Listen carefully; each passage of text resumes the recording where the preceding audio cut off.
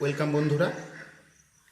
আজকে আমরা আলোচনা করব আমাদের যে উচ্চ মাধ্যমিক পরীক্ষা কি করে নাম্বার ক্যালকুলেশন করব আমরা, সেটা সম্পূর্ণ সবচাইতে সহজ পদ্ধতিতে আমরা হাতে কলমের সাহায্যে করব।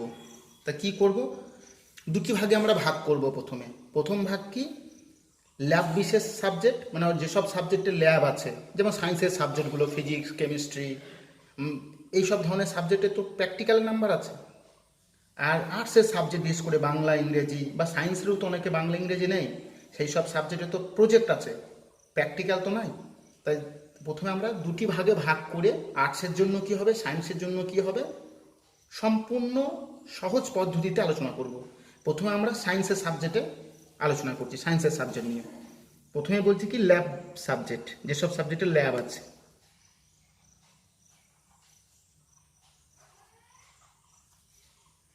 প্রথমে কি, ল্যাব বেস সাবজেক্ট, অর্থাৎ যেসব সাবজেক্টে ল্যাব আছে। বেশ, মনে করি নাম্বার কত, 100, একটা সাবজেক্টের ফুল মার্কস 100। তাহলে কি বললাম, মনে করি একটা সাবজেক্টের ফুল মার্ক 100। এই 100 নাম্বারটা কি করে পাবো? উচ্চ মাধ্যমিকে যদি কেউ 100 পায়, তাহলে 100টা সে কি করে পাবে? এই 100-র মধ্যে 28, অর্থাৎ যদি আমি 100 ধরি, 100 ইকুয়াল টু কি, 28 আসবে মাধ্যমিক থেকে, এমপি 28 মাধ্যমিক পরীক্ষা থেকে, প্লাস 42 আসবে কি 11-এর নাম্বার থেকে, আর প্লাস 30টা কোথা থেকে আসবে? 30টা আসবে প্রজেক্ট আর প্র্যাকটিক্যাল থেকে। 30টা কি, প্রজেক্ট প্লাস প্র্যাকটিক্যাল থেকে। তাহলে কি বললাম, ল্যাব বিশেষ সাবজেক্ট, প্রথমে ল্যাব অর্থাৎ সায়েন্সের কোনো একটা সাবজেক্ট, ফিজিক্স নিয়ে আলোচনা করছি। 100 নাম্বার যদি কেউ পায়, সে কী করে 100তে 100 পাবে? এই 100 নাম্বারটা আসবে 28 মাধ্যমিক থেকে, 42 11 থেকে, আর 30 প্রজেক্ট আর প্র্যাকটিক্যাল থেকে। বেশ, আমি সাপোজ এইটাকে এ, এইটাকে বি, আর এইটাকে সি ধরে নিলাম। এ নিয়ে প্রথমে আলোচনা করছি কি করে, এ ইকুয়ালটা আমি লিখছি এটা কি করে আসবে? এই এর যে 28 নাম্বার, এটা কি করে আসবে? এ ইকুয়াল টু হচ্ছে 28 ইন্টু মাধ্যমিকের সর্বোচ্চ 4টি বিষয়ের নাম্বার। মাধ্যমিকের সর্বোচ্চ 4টি বিষয়ের নাম্বার। তাহলে 28 ইন্টু মাধ্যমিকের 4টি বিষয়ের নাম্বার বাই 400, কারণ এখানে 4টি বিষয় বলেছি, তার জন্য 400, 100 করে। এ হবে এটা। বি কি, বি হচ্ছে 42 ইন্টু ওই বিষয়ের নাম্বার। ওই বিষয় বলতে কি, যে বিষয়টা নিয়ে আলোচনা করব। ফিজিক্স বললে ফিজিক্সের নাম্বার 11-এ কত পেয়েছে, বা যদি কেমিস্ট্রি বলি, কেমিস্ট্রির নাম্বার 11-এ কত পেয়েছে। তাহলে 42 ইন্টু 11-এর, অর্থাৎ 11-এর, 11-এর যে সাবজেক্টটা নিয়ে আলোচনা করব সেই বিষয়ের, অর্থাৎ ওই বিষয়ের নাম্বার, বিষয়ের শুধু থিওরির নাম্বার কিন্তু, কারণ কি প্র্যাকটিক্যাল প্রজেক্ট তো বাদ। তাহলে 11-এ ওই বিষয়ের থিওরির নাম্বার, থিওরি এর নাম্বার বাই 70। কেন 70 হলো? তার কারণ আমরা জানি যে সায়েন্সের সাবজেক্টগুলো হয়, সেগুলো 30 নাম্বার প্র্যাকটিক্যাল থাকে বা প্রজেক্ট থাকে। তাহলে 70-র মধ্যে পরীক্ষা হয়েছে বলে 70, অর্থাৎ কি এই বিটা কি করে পাবো, 42 ইন্টু 11-এর ওই বিষয়ে থিওরির নাম্বার বাই 70, কারণ থিওরির নাম্বারটা 70 নম্বরের হয়। ওই 70-র মধ্যে থিওরিতে কত পেয়েছে, আর এবার যেটা বলবো সেটা সি। সি, সিটা কি? সি হচ্ছে আমাদের দেখতেই পাচ্ছি 70 হয়ে গিয়েছে, তাহলে এ হয়ে গিয়েছে, বি হয়ে গিয়েছে 30, সিটা 30 নম্বর প্রজেক্টে। অর্থাৎ সি কি 2021 সালে প্রজেক্ট ও প্র্যাকটিক্যালের নাম্বার।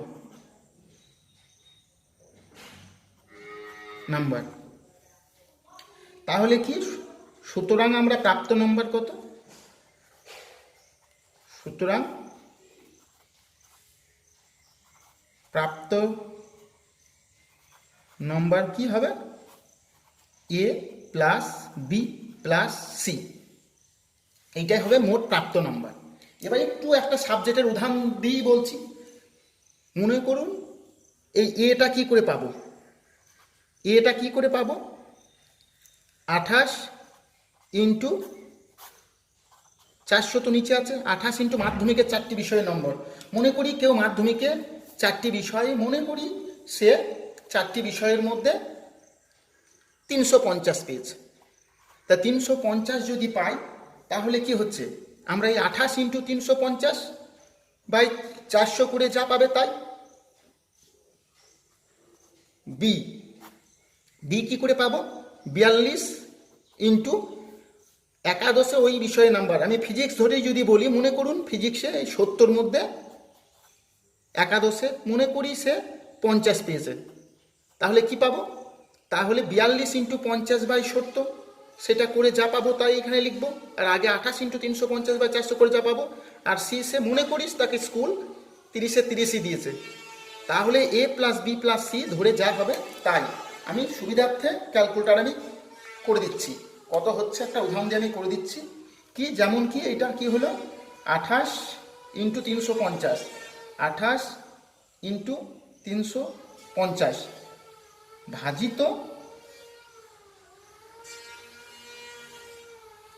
ভাজিত কত হলো?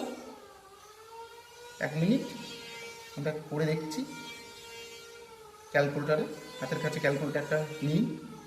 কি হলো আমরা করছি কি, যেমন কি বলেছি 28 ইন্টু 350, 28 ইন্টু 350 পেয়েছে, অর্থাৎ 400-র মধ্যে 350 পেয়েছে। কত হলো? এইটাকে যদি আমরা ভাজিত 400 করি তাহলে সে কত পেল? 24.5। অর্থাৎ এইটা করে আমরা কত পেলাম? 24.5। ভালো কথা। অর্থাৎ কি মাধ্যমিক থেকে এলো কি 24.5। এবার বি, বি কি করব? 42 ইন্টু 50 বাই 70। বি করব কি? বি করব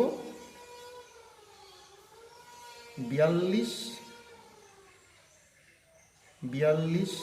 ইন্টু 50 ভাজিত 70, তাহলে হচ্ছে 30। আর সে সি অর্থাৎ প্রজেক্টে বা প্র্যাকটিক্যালে 30-এ 30 পেয়েছে, তো তার প্রাপ্ত নম্বর কত? এ প্লাস বি প্লাস সি। এই যে অর্থাৎ কি 24.5 প্লাস 30 প্লাস 30, তাহলে 30 30 60, 60 আর 24 70, 80 84, 84.5। অর্থাৎ এই তিনটে যোগ করে তার প্রাপ্ত নম্বর কত? 84.5। অর্থাৎ সে 100-র মধ্যে 84.5 পেয়েছে। অর্থাৎ সবচাইতে সহজ ফর্মুলা কি? 100 ইকুয়াল টু 28 ইন্টু মাধ্যমিকের 4টের নাম্বার বাই 400, 42 ইন্টু 11-এর যে সাবজেক্ট আলোচনা করবো সেই সাবজেক্টের নাম্বার বাই 70, আর 30 প্রজেক্ট। এইটা আমি সায়েন্স নিয়ে আলোচনা করলাম। এবার যেটা আলোচনা করব সেটা আর্টসের, অর্থাৎ যাদের প্র্যাকটিক্যাল নেই সেই নন ল্যাব সাবজেক্টের কি হবে। এতক্ষণ ধরে যেটা আমরা আলোচনা করেছি সেটা কি? সেটা হচ্ছে ল্যাবযুক্ত সাবজেক্ট, অর্থাৎ সায়েন্সের সাবজেক্ট। এবার যেটা আলোচনা করব আর্টসের সাবজেক্ট, অর্থাৎ আর্টসের সাবজেক্ট বলবো না, বাংলা ইংরেজি এইসব ধরনের যে সাবজেক্ট, অর্থাৎ নন ল্যাব সাবজেক্ট, নন ল্যাব বেস সাবজেক্ট। তাহলে মনে করি নন ল্যাব বেস সাবজেক্টের মোট নাম্বার 100। নন ল্যাব সাবজেক্ট অর্থাৎ বাংলা ইংরেজি এইসব ধরনের সাবজেক্ট বা আর্টসের সাবজেক্ট, তা সেই সব সাবজেক্ট কী হবে মনে করি টোটাল নাম্বার 100। 100 ইকুয়াল টু কি 32। 32 নাম্বার আসবে মাধ্যমিক থেকে এমপি, প্লাস 48 আসবে কি 11-এর থেকে, প্লাস 20 আসবে কি প্রজেক্ট থেকে। তাহলে এইটাই হচ্ছে আমার ফর্মুলা। নিচে নামা আরো বেশ, তাহলে 100 কি বললাম 100 ইকুয়াল টু 32 আসবে মাধ্যমিক থেকে, 48 আসবে 11 থেকে, আর 20 আসবে প্রজেক্ট থেকে। আবার সে আগের মতো এ বি সিতে ভাগ করে নিলাম। এ ইকুয়াল টু কত? এ ইকুয়াল টু হচ্ছে 32 ইন্টু মাধ্যমিকের 4টে বিষয়ের সর্বোচ্চ যে 4টে বিষয় নাম্বার পেয়েছে তাই, অর্থাৎ কি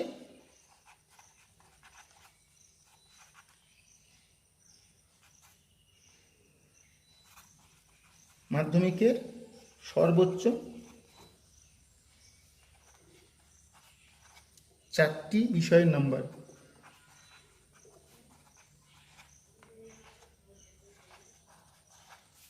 বাই 400 কেন করলাম?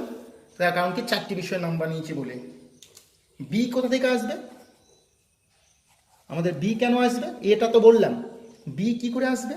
বি ইকুয়াল টু কি বলেছি 48 ইন্টু একাদশের ওই বিষয়টার থিওরি নাম্বার, অর্থাৎ 11-এর একাদশী লিখলাম, একাদশের ওই বিষয়ের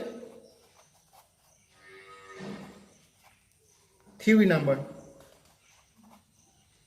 থিওরি এর নাম্বার বাই কত আসবে 80। কেমন? একাদশের থিওরির নাম্বার 80। 80 কেন লিখলাম, 100 কেন লিখলাম না? তার কারণ হচ্ছে কি 20 নম্বর প্রজেক্টে আছে। তাহলে বিটা কি হলো 48 ইন্টু একাদশের ওই বিষয়ের নাম্বার, অর্থাৎ যে বিষয়টা নিয়ে আমরা আলোচনা করব। অর্থাৎ আমি সাপোজ যদি আমি এখানে ইংরেজি নিয়ে আলোচনা করি তাহলে 48 ইন্টু একাদশের ইংরেজির নাম্বার বসবে বাই 80। সি ইকুয়াল টু কত? সি ইকুয়াল টু আসবে আমাদের এই যে 20 2021 সালে প্রজেক্ট এর নাম্বার। তাহলে মোট নাম্বার কি হবে?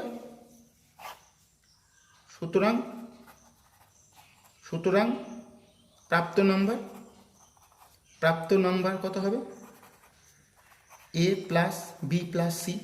অর্থাৎ কি সিটা তো এই 20-20-র মধ্যে কত দিচ্ছে, অর্থাৎ 20তে যদি 20 দেয় তাহলে সিটা 20। বিতে যদি ইংরেজিতে আলোচনা করি তাহলে ইংরেজির এই জায়গাতে যা পেয়েছি 80-র মধ্যে যদি 50 পাই তাহলে 50/80, তাহলে 50 ইন্টু 48/80, তখন বিতে বসবে। সিটা কি 32 ইন্টু মাধ্যমিকের নাম্বার, 32 ইন্টু মাধ্যমিকের 4টে বিষয়ের মধ্যে কেউ যদি 400ই পায় তাহলে 400 ইন্টু 400 কেটে যাবে নিচে, তাহলে 32। তাহলে এ প্লাস বি প্লাস সি করে আমরা মোট প্রাপ্ত নাম্বার পাবো।